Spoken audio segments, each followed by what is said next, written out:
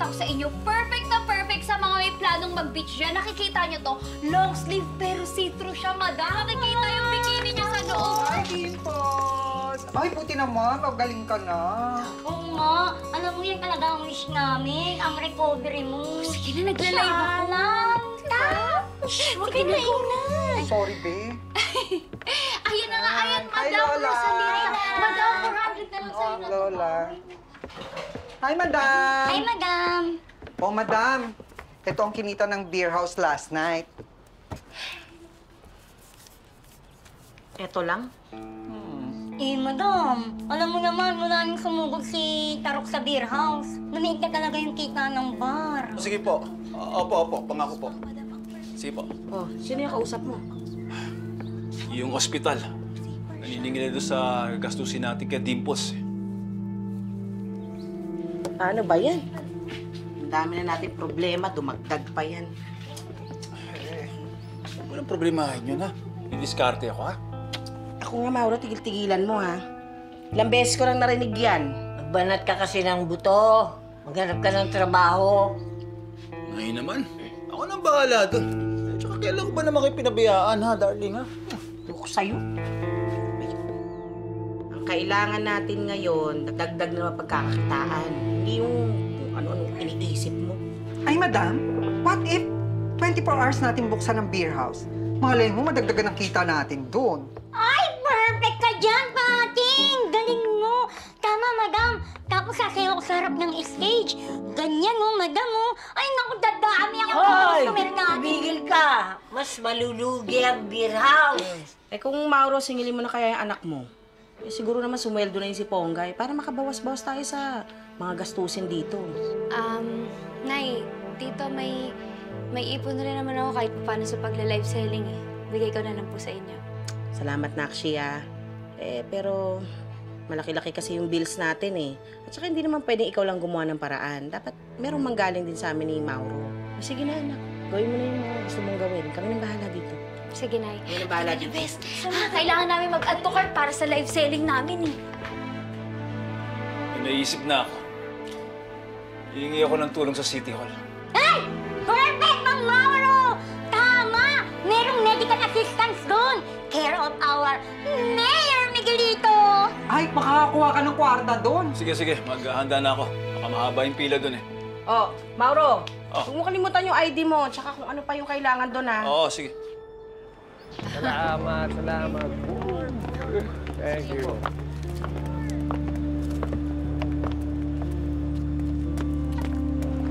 Ano to? Para nangangampanya. Alam mo naman, pera nila yung ambulansya. Kaya nga. Pera ng tao yan. Sana one day, siya na ang isakay sa mga ambulansyang yan. Matutuwa pa ako. Tama. Mga kababayan, ang mga problema ninyo ay tutugunan ko. Ang mga ambulansya na nakikita ninyo, nandito yan para ipangako na ligtas ang bawat isang buhay ng Manileño. Huwag niyong kakalimutan, mga kababayan, pagdating kay Miguelito Guerrero, pangako po yan. Ligtas kayo. Ibalik ang dangal ng Maynila.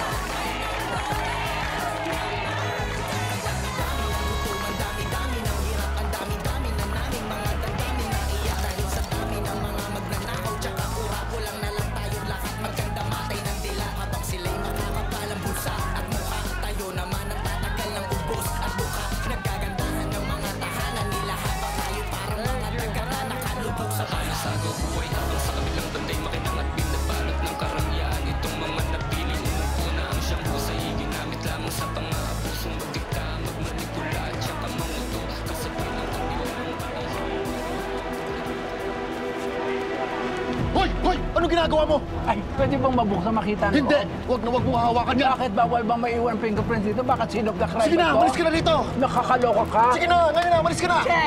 Kaloka ka, Day! Nakakaloka ka.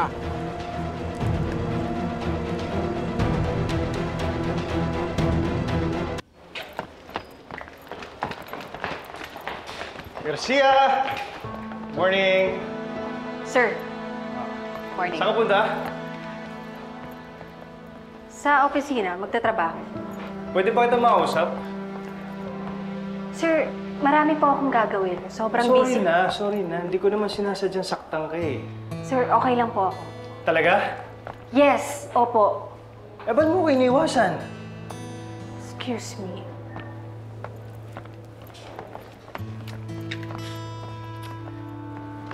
Pero hindi po ako naniniwala. Uy, ano ba naman yung Pongkay? Kaaga-aga naman. Nagdadabog ka. Kainis talaga siya. Akini, alam mo ba, text siya ng text kaninang umaga. Tapos? Kung alam pa, yan nakuha. Hoy, ikaw nagbigay ng number ko sa kanya, no? Oo. So, ano magagawa ko? Superior ko siya. At saka Ponggay, kininditan niya ako. Yun lang? Inis? Kaya ka pala biglang umalis kagabi, no? Nag-date kayo ni Sir Pogi, no? Ano nangyari? Tell me everything. Sinubukan kong hulihin si Tanggol kagabi. Ha? Ano ka ba? Bakit mag-isa ka? Dapat sinabihan mo ko kasi backup mo ko. Buti buhay ka pa ngayon. Jonah, alam mo, parang hindi ganong klaseng tao si Tanggol. Ang dami niyang sinabi tungkol sa mga gerero. Na sila daw ang punot dulo ng korupsyon dito sa Maynila. Siyempre, sasabihin niya yun. Kasi nga, talo siya. Naniwala ka naman agad. Pero yan din yung sabi ng tatay ko eh. Nakurap ang mga gerero dahil sa kanila kaya siya napakulong. Alam mo, Ponggay, huwag kang basta-basta magpapauto dyan kay Tanggol. Wala siyang pinagkaiba sa mga kriminal na pinapakulong natin dito. Alam mo, feeling ko mahilig ka sa bad boy, kaya ka ganyan. Bahala na.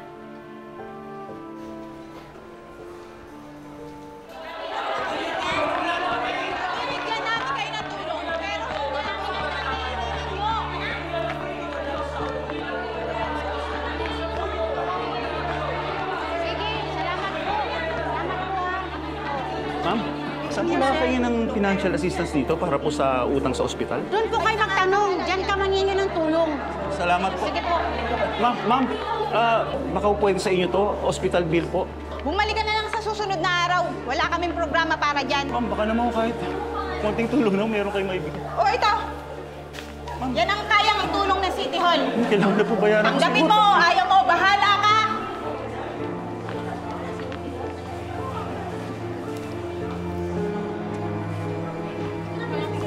Yan lang ang kayang ibigay ng City Hall. Bakit ako sa akin binoto? Wala kayong pakikita. Oo, yan lang. Yan ang kaya ng City Hall ibigay sa inyo. Wala ka naman ipapagalan dito eh. Aling Tindeng. O, Evelyn, kamusta ang pagbusisi sa mga dokumentong binigay sa atin ng accounting? Inumpisahan ho naming imbestigahan yung supplier. Hindi ho kasi kilala yung negosyo eh. Sinubukan namin hanapin yung Forever Enough merchandise. Pero wala talagang ganyang negosyo nakarehistro since last year. Dalawa lang ang posibleng rason dyan eh. Either ghost supplier or bagong negosyo. Ganito gagawin natin. Bubusisiin natin ang kaliit-liit na detalye niyan. Doon malalaman kung may mga tinatago yung mga loko na yan. Alam niyo, kanina, sisilipin ko sana yung ambulansya. Diyos ko, wait daw, bawal daw. Akala mong kakarnapin ko? Talagay ko may anomalya din doon. Eh, yung mga dilata nga, pinatulan nila, dinagdagan ng presyo. Hindi ba? Ito pa, mahal ito, di ba? Ako sigurado yan. Grabe naman, sobra. Alam ko na, mag-iipon tayo ng ebidensya. Lalabas din ang baho.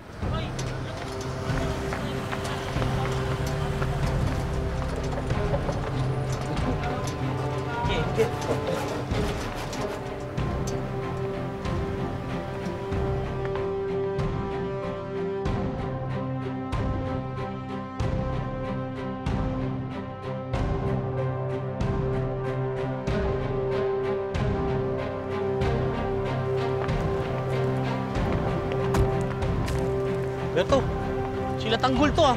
Init ngayon yan dito.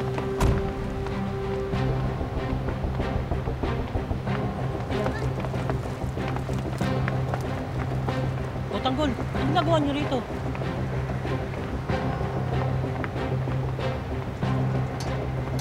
Berto, ililigtas namin si nanay.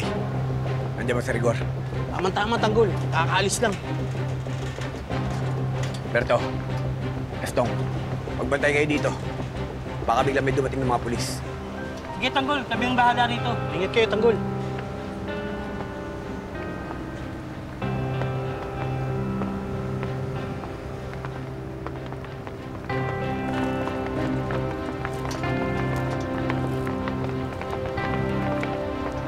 Sir, pumasok na po sila sa loob. Hintayin niyo makalapit sa pain.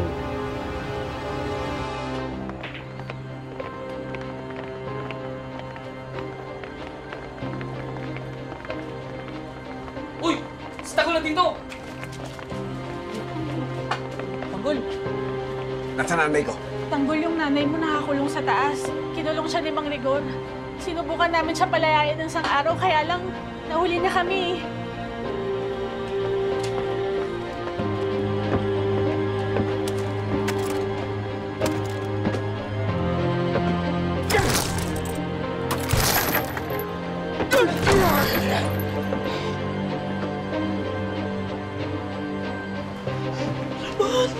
Litis.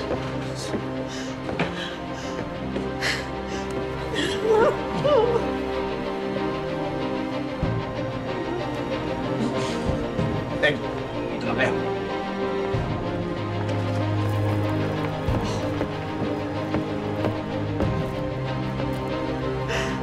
Ay!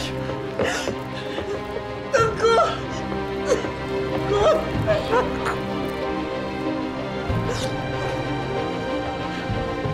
Salamat sa Diyos!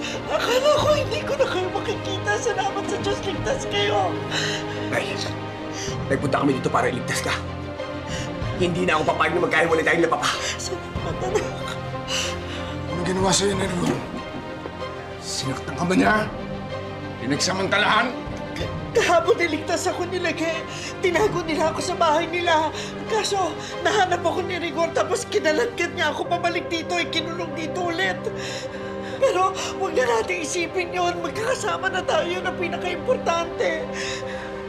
Magkatapusin na kami ni Rigor talaga. Sir, positive. Nandito ang subject. Manda na kayo. Lulusob na tayo.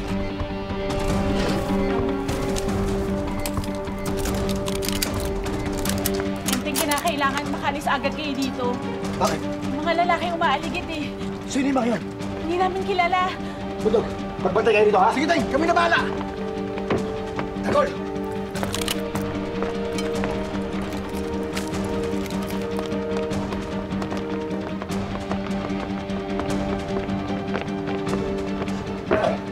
Kailangan natin lumabas. Kailangan natin umalis. Sabi ni Kate, may mga tao na nagmamalaman sa labas na hindi nila kilala. Bulldog, taglit tayo.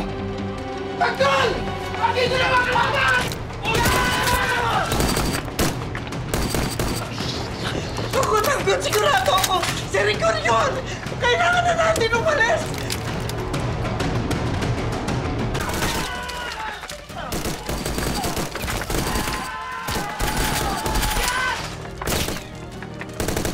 Tanggol! May mga pulis ka ba? Ano gagawin natin? Hintay ka mo! Tara!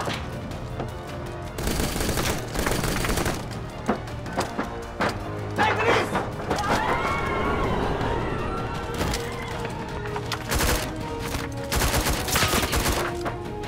Baba!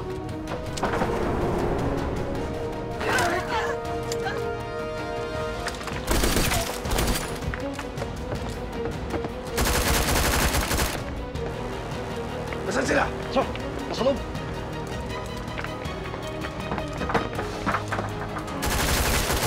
Di tayo!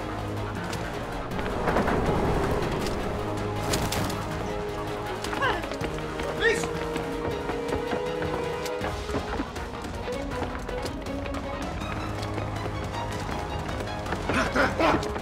Tara! Abangan na sila!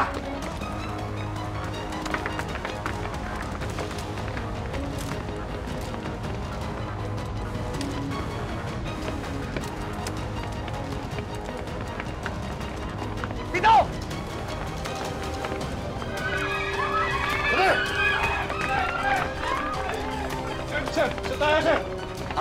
Pasok ng court! Tara!